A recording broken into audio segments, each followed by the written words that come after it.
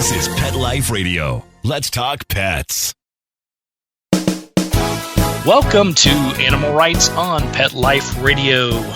This is your host, Tim Link, and I'm so glad you're joining us today.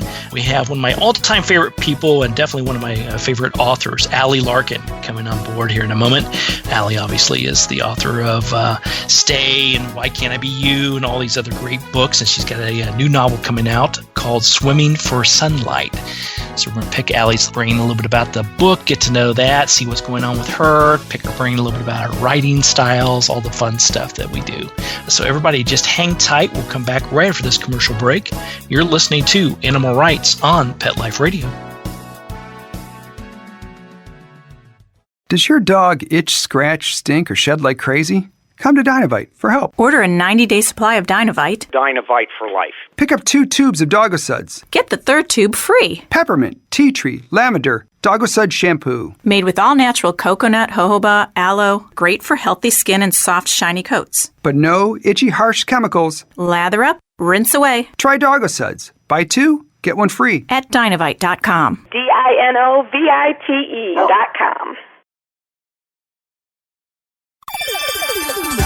Let's Talk Pets on PetLifeRadio.com.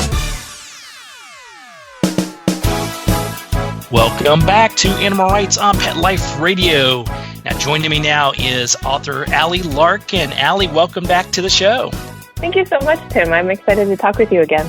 Yeah, absolutely. Well, it's no kidding. I love your writing, love your work, love you, of course, and all the things you do and the support you give people like me and the animals and how you tie that all in together with your wonderful novels. So I'm excited about having you back on, if you can't tell. Oh, thank you so much. That means a lot to me. Yeah. Now, the latest, Swimming for Sunlight. Tell us a little bit about the book without giving everything away, the novel, and give us some tidbits about the characters who we should see in the book. Okay. The book is about a woman named Katie who gives up everything in her divorce to get custody of her rescue dog, Barkamedes, who she calls Bark. And because she's given up everything for this dog, she has to move back home to her grandmother's house in Florida. And her grandmother used to be a roadside attraction mermaid in the show, like a mermaid performer. Right. Katie finds this out and decides that she's going to get the mermaid group back together again. She's going to help Nan find all the mermaids. So it's kind of a fun book because it's the dog story, and the dog has a lot of anxiety, and Katie has a lot of anxiety. So it's kind of how they overcome those things together, and also there's 70-year-old mermaid performers. So I love that. I have to put myself in your mind for a moment. Now, I'm assuming your relatives or your grandmother and stuff isn't a wiki-waki mermaid talent, or is she, or was she, or somebody in your family? No, but I loved mermaids so much when I was a child, and I think I would have liked to have been a mermaid performer if I had known about that when I was younger. So I feel like this book is a bunch of different things that have been bouncing around in my head, and all of a sudden I found the right characters for them, and it just clicked. That's great. Then tell us about, and we'll talk a little bit about the book some more, but we'll delve into your writing styles as well. Finding the characters to fit into the idea, the concept. Now, to someone like me, maybe who writes a lot of nonfiction type stuff, finding characters that matches a story, don't you just make these characters up? You don't. So tell us, how do you find those right characters to fit the idea and the concept behind the book? Character development is my favorite part of writing, actually. I was a theater major originally, and so we did a lot of character work when I took acting classes in college, and I think that's my favorite part, because you do have to build a person who makes sense, and then you have to deal with like the parameters of that person. And so for me, I just start asking myself a lot of questions. Like, I'll have an idea and then ask myself questions. And in the case of this book, I was doing a bunch of writing exercises, and the first line of the book came to me, which was, my husband brought a date to our divorce. And I thought that was kind of a fun line, and I decided I'd figure out, like, who is the person that would say that? Right. And then started spinning from there. You know, for me, like, the first question would be, who gets the dog? Mm-hmm. And then from there, it was like, who's this person who would give up absolutely everything just to get custody of her dog? Who would be like, I don't want the house, I don't want the couch, I don't want, any of these things. I just want my dog, and I want to move on, and that's it. So it's sort of this problem-solving thing. Like, you get this little inkling of an idea and then just start asking questions, like, who is this person? And this person who really needs her dog, has a big heart. And I started to realize that the dog was nervous and that she was nervous, and I started to go from there. So I know it probably doesn't sound very sensical, but it's just one thing leads to another, and then eventually you've sort of spun out this character who feels like a real person. No, I love how you put it all together, because you've got the relationship between Katie and Bark, and Katie starts to uncover that they are a lot alike. They're both kind of nervous and neurotic, and have issues, and perhaps the divorce took her that long to figure all that out. And then to me, you have that the wacky character, going back and living with Nan, who's totally different than Katie. And so what's Katie thinking about all this? And then, of course, what's Bark thinking about all this? Yeah, and for Bark it was a big move, but I think the biggest thing about Bark is that he's taking his cues from Katie, and Katie's anxiety is rubbing off on her dog quite a bit. Now, I won't put you on the spot, because I know that your wonderful personality rubs off on your wonderful dog, so I know that. But do you see the comparisons in real life? Because I tell my clients that all the time. It's if something's going on with your animal, whether it's a physical or a mental, emotional thing going on with them, it's a great time to step back, take a breath, and look within yourself, and look within the household, the family, et cetera, because there's probably some sort of a shift or something going on with you, perhaps, or the family, that's causing the animal to have a little bit of change of behavior. Yeah. Oh, absolutely. And that was a big part of the inspiration for this. When we moved to California, it was a big upheaval for me, and it was a big upheaval for Stella. And she started getting nervous, and I started getting nervous about the fact that she was nervous. And she had a time where we couldn't get her to leave the house out the front door. She didn't want to go for walks. She didn't want to do anything. She was just very nervous. And then when I would take her out, she'd bark at other dogs, and I'd get so upset that she was barking at other dogs, and I'd be nervous that what are those people going to think of me, that my dog's barking. And then, of course, my nerves made it worse. And it really was a matter of stepping back and saying, all right, I'm here for her. I don't care what somebody else thinks I'm a terrible person because my dog's barking. I can't control that. I'm just here to take care of my dog. And we got through it, and now we go for really long walks every day. And she knocks me over when I'm putting my shoes on because she's so excited. But it really was like, I have to get my anxiety under control. And also just that going for a walk is like a meditation, that this is something that we're doing together. We're not doing other things at that time. I don't let my mind wander. I don't look at my phone. This is our commitment to each other, is that we go for a walk and we try to stay calm. And that's made a huge difference. Yeah, it's life-changing, really. Yes, big gold star for you. That's one of my pet peeves that I write about. It's like, your dog in the moment, gives you an opportunity to smell the flowers and see what's going on and check out the neighbors and just be with your dog instead of being on your phone or your computer or, worrying about life. So I applaud you for finding that in your own life and with your big move, because it was definitely a big move for you. You moved from one coast and one culture to a different coast and a different culture. So I imagine that was a major shift in your life. It was. It really, really was. So I think, it's worked out nicely, but it did take more getting used to than I was expecting. And I, still didn't know what to expect. So going back to Katie and Bark, obviously you got to pull a little bit from your own life to put into those characters, I would imagine, just a little bit. Does Katie find solace in life, and does that help Bark along, or does Bark, without giving it away, does Bark help her find her real self and get back to sort of level ground?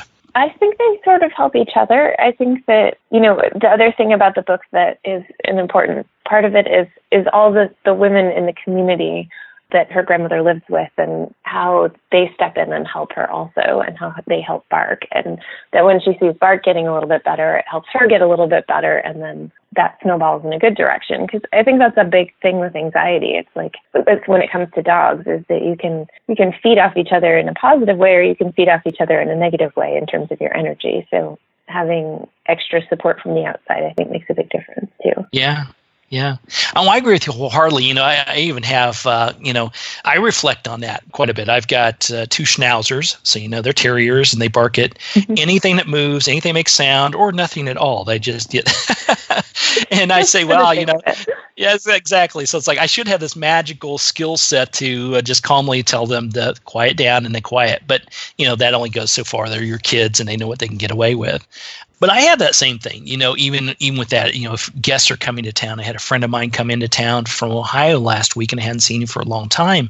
And, how would he act coming into our house? How would my dogs act? Would they get anxious about him being there? If he made a move the wrong way, would they bark at him? And would he be okay with that? And then finally, I just said, hey, wait a minute. We'll just set the tone and set the attention ahead of time that all is well. We'll let him know the ground rules, because this is their home and he's just a guest in their home. And we'll see it all working out well. And once I calm down, which I know to do, but knowing it and doing it is 2 different things. Then at that point, it was fine. And yes, they still barked, and he didn't mind, and we had a great visit. So I think you're right. When we are anxious, our animals feed off of that, but also they're a great barometer for us. Whenever they get anxious or have a shift, that's that time to step back and take a look around and take a look within ourselves. And so it works hand in hand. So they're great for us. Yeah, they really are. All right. Well, we're going to take a quick commercial break, and then we're going to come back, talk a little bit more with Allie Larkin, and talk a little bit more about the book Swimming for Sunlight, and also her great writing styles we want to pick from the expert herself. So everybody hang tight. We're going to come back right after this commercial break. You're listening to Animal Rights on Pet Life Radio. Sit. Stay. We'll be right back after a short pause. Well, 4 to be exact. Hi, this is Tim Link, animal communicator and pet expert and host of Animal Rights on Pet Life Radio. Have you ever wanted to know what your pet is really thinking? Do you want to find out if they truly understand what you're trying to tell them? Ever wish you could build a better understanding and closer relationship with your pet? Well, now you can. Learning to Communicate with Animals is a 4-part on-demand workshop. In the workshop, you'll learn the essential techniques that are necessary to communicate with animals, including what is animal communication, breathing correctly to achieve the perfect state to communicate with your animals at a deeper level, using guided meditation exercises and method to communicate with animals, and how to send and receive information from your animals. So if you're wanting to learn how to communicate and connect with your animals at a deeper level, visit PetLifeRadio.com/workshop and purchase and download Learning to Communicate with Animals. You'll be glad you did.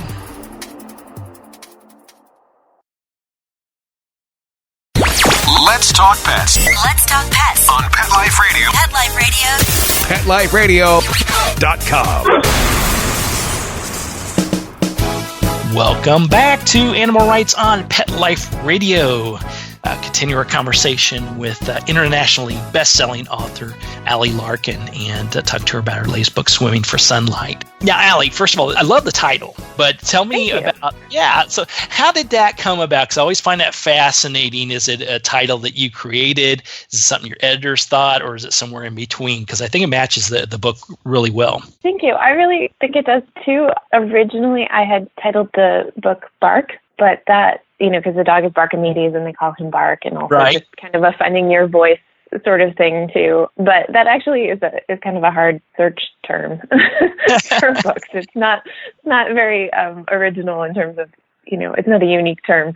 So we started brainstorming, and we had a whole bunch of different titles that we were thinking of. And I think at one point I was thinking like How to Swim for Sunlight or something like that. We had a whole bunch of concepts we were thinking of like just trying to bring yourself to better things. And eventually we settled on that. And it really was a group effort between the publisher and my editor and my agent and me and a bunch of my friends. So it was great. And I do think it's a good title, and it's different, but it explains what the book is to some extent too. Yeah, I think it does. I think it does a great job. And I don't blame you pitching the book as Bark. I mean, your fantastic book is, that we will all love is Stay. So you would think, okay, Bark would be right to the point. But exactly. Yeah, exactly. So, but I get the point. But I think this is very suiting, because, I see, Katie at a place and trying to search for herself, search within herself, start this new thing. And as always, the sunlight was, to me, me represents the brightness, the future, the thing we want to gain and go toward. So I think it's perfect. I think it's a great book. It definitely suits the novel very well. Thank you.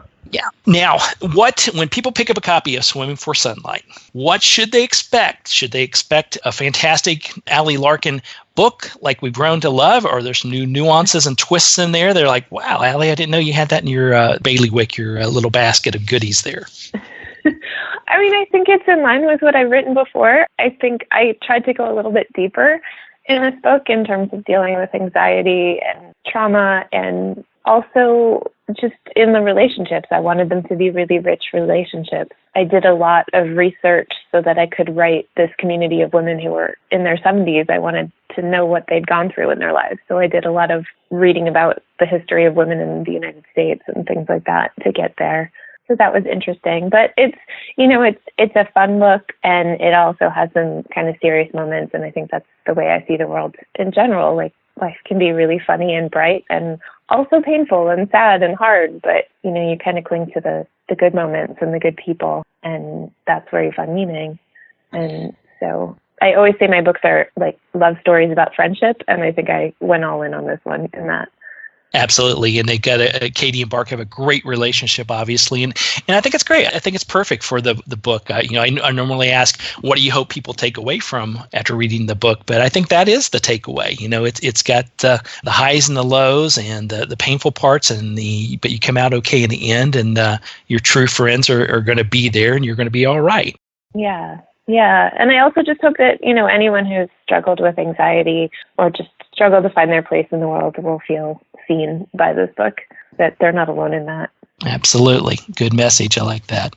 So tell us a little bit about, we're going to pick your brain about your writing styles. And for this book, did you do things differently than you normally would in the past? And how do you usually go about writing a novel? Are you one of those that gets up at 5 a.m. every morning and works for an hour each day? Or are you like me and realize the deadline's a week away and you got to put something on paper? For this book, I had a little bit of the idea, and then I really needed to push to get just a draft down. And so my friend Caroline Angel, who wrote a gorgeous book called All the Time in the World, she and I decided that we were going to be accountability partners. And for like a couple months, we would get on the phone every Friday and talk about, all right, what did you do this week? What are you stuck on? What's your goal for next week? And I gave myself slightly uncomfortable word counts. I don't always write by word count, but I gave myself slightly uncomfortable word counts for this every week so that I could really push to turn off my inner editor and just get ideas down. And then there was a lot of editing that happened after that. But it was amazing to have somebody who was in the story with me, and I was like in the middle of her story too, and just having that conversation every week and knowing that I had to get my work done because I wouldn't want to tell her I didn't. Exactly. And I like it. You've got a workout buddy. That's the key. And you don't have to touch the treadmill. So it works out real well. Exactly. Workout buddy minus stair stepper. So I like that. Fantastic. So the length of the time, I always like to delve into that a little bit. How long is this? When you first got this epiphany, and then you had to go search for the characters, and then you had to put it on paper, and you had to be accountable for it, and now it's in my lovely little hands right now. What's that time frame? Is that months, years, weeks? How long did it take to put all that down? It's been years, but I've been working on other things also, so it hasn't been like a linear path. So, but it's been a while.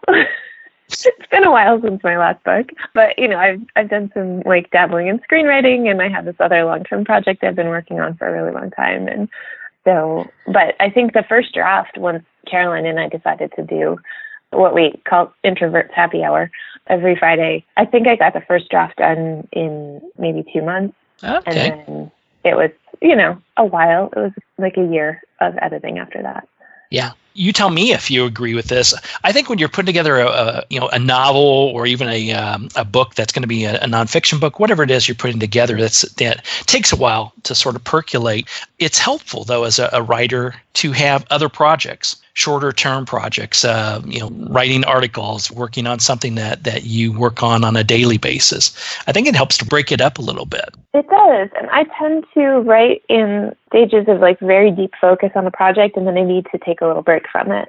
My second book was interesting because I only had 6 months to write it, and so that's all I did. And it was great to have that opportunity to do that, and I would do it again, but I think like every book needs something different, and this book just needed a little bit more time, especially because of the research that I felt like I needed to do to inform the characters. Right, because you had to make them believable, and there is a lot of research that goes into it. You can't just, like you said, it takes a while to find the characters, but then, okay, you got to make them realistic. You got to at least act like you know what you're talking about, and that requires research. Yeah, and sometimes it's not always direct research. It's not like I need to know X, Y, and Z, so I'm going to go look those things up. It's like I'm not quite sure what I'm looking for, but I'm reading around it, and I might get the answer. It's sort of this ephemeral thing that you're looking for. And I'm really thankful that I got the time to do that with this book because I think it made the characters stronger. Yeah, absolutely. Absolutely. And, I know I encourage people if you have an idea, obviously put it on paper, as I'll call it, but, write it out, write yourself a book, but don't get caught up in necessarily the one concept that you feel like have to get this manuscript done or else. If you run into a block or you need it to simmer a little bit more, put it away. There's no harm in that. Go work on something else, tighten up your skills, find a new hobby, something that gets your brain open again, and then come back to it when it's the right and perfect time. Exactly. You can accomplish so much more if you don't sit there in that feeling of shame that you're stuck and you'll never get unstuck. If you just walk away, it's easier to come back. That's right. I like it. It's a good story. Everybody gets stuck. That's right. It's a good story in life. I think it's a good message in general just to follow. Walk away, come back to it later. I think that's a good way to do it. Yeah. I used to have a little note card that I kept by my computer that said, it's not a matter, I don't know where the quote came from, I can't remember, but it's not a matter of if, only when. There you go. I like it. As we all know, everything happens in the right and perfect time if we allow it to. So, so when that happens, you write a fantastic novel like Swimming for the Sunlight. Thank you. So, Allie, tell everybody about where you're going to be, how they can catch up with you in person to get some signatures and meet your lovely self in person, activities online. How can people find out more about what's going on with you? If they go to my website, which is allielarkinwrites.com, you can also get there from just allielarkin.com. I have an event scheduled starting on the 23rd. I'm doing a whole bunch of Bay Area events. And then on June 5th, I'll be down in Los Angeles for an event also. Fantastic. So everybody will post those online. So we have those, and everybody go keep an eye on what's going on with Allie. And if you get a chance, if you're in the area where she's going to be, definitely go by and say hey to her and pick up a copy of the book. The latest book is Swimming for Sunlight, a novel, a fantastic novel, and great work as always, Allie. Thank you so much, Tim. It's lovely to talk with you. It's lovely to talk to you too, as always. So good luck out there. We'll talk to you again somewhere down the road. Thank you so much. All right. Well, we're coming to the end of our show today. I want to thank everyone for listening to Animal Rights on Pet Life Radio. I want to thank the producers and sponsors for making this show possible. If you have any comments, ideas, thoughts, people you want to see on the show, drop us a line. It's at petliferadio.com. And while you're there, check out all the other wonderful shows and hosts. It's a whole plethora of animal-related opportunities, and you'll love each and every one of them. So until next time, write a great story about the animals in your life. Put it in a book, a novel, a manuscript, whatever you want to do. Get it out there, and who knows, you may be the next guest on Animal Rights on Pet Life Radio. Have a great day. Let's Talk Pets, every week on demand, only on PetLifeRadio.com.